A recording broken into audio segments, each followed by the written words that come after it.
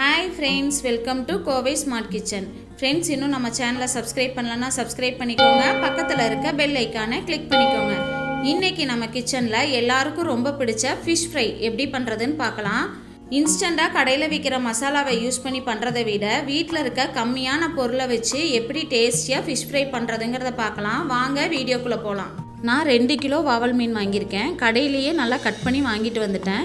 இப்போ மீனை கழுவிட்டு வந்துடலாம். மீன் கழுவும் போது ஒரு கை கல் உப்பு போட்டு கழுவுங்க. அப்போ தான் மீனில் இருக்க கவுச்ச ஸ்மெல்லு அதோட வலுவழுப்பு தன்மையெல்லாம் போயிடும். இப்போ மீனுக்கு மசாலா ரெடி பண்ணிடலாம். ஒரு பாத்திரத்தில் 2 ஸ்பூன் காஷ்மீரி மிளகாய்த்தூள், 1/4 ஸ்பூன் மஞ்சத்தூள், தேவையான அளவு உப்பு, 1 ஸ்பூன் இஞ்சி பூண்டு பேஸ்ட், 1 எலுமிச்சம்பழம் ஃபுல்லாக புழிஞ்சு விட்டுறலாம். 2 ஸ்பூன் அரிசி மாவு, 2 ஸ்பூன் கார்ன்ஃப்ளவர். இப்போ மசாலாலாம் நல்லா மிக்ஸ் பண்ணிடலாம். பாருங்கள், இந்த மாதிரி நல்லா மிக்ஸ் பண்ணிக்கோங்க. லைட்டாக தண்ணி தெளித்து மிக்ஸ் பண்ணுங்கள். ரொம்ப தண்ணி ஊற்றிட வேண்டாம். பாருங்கள், இந்த அளவுக்கு மசாலா ரெடி பண்ணி வச்சுக்கோங்க. இப்போ மீனில் மசாலா தடவிடலாம். இந்த மாதிரி ஒரு மீனாக மசாலா தடவுங்க. அப்போ தான் எல்லா மீன்லேயும் நல்லா மசாலா பிடிக்கும். இந்த மாதிரி மசாலா தடவறனால நம்ம பொரிக்கும் போது மசாலாலாம் பிரிஞ்சு வராமல் இருக்கும். இப்போ எல்லா மீன்லேயும் மசாலா தடவியாச்சுங்க. இது 2லேருந்து 3 மணி நேரம் வரைக்கும் நல்லா ஊறணும்.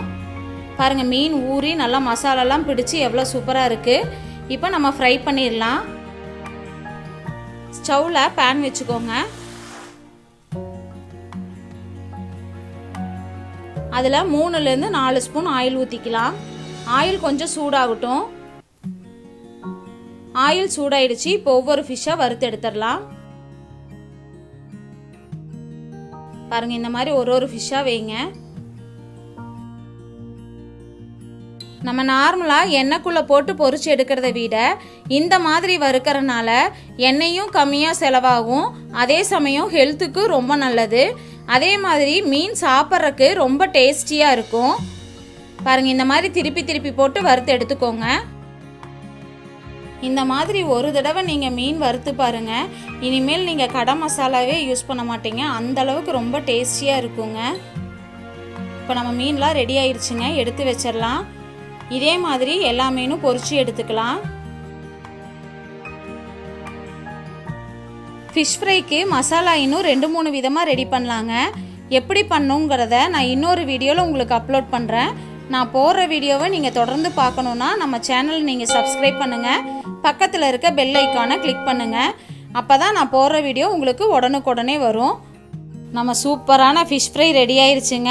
இந்த ரெசிபியை நீங்கள் வீட்டில் ட்ரை பண்ணி பார்த்துட்டு எப்படி இருக்குன்னு எனக்கு கமெண்ட் பாக்ஸில் கமெண்ட் பண்ணுங்கள். இந்த வீடியோவை லைக் பண்ணுங்கள், ஷேர் பண்ணுங்கள். இன்னொரு இன்ட்ரெஸ்டிங்கான ரெசிபியோடு உங்களை சந்திக்கிறேங்க. கோவை ஸ்மார்ட் கிச்சனை நானும். நன்றி, வணக்கம்.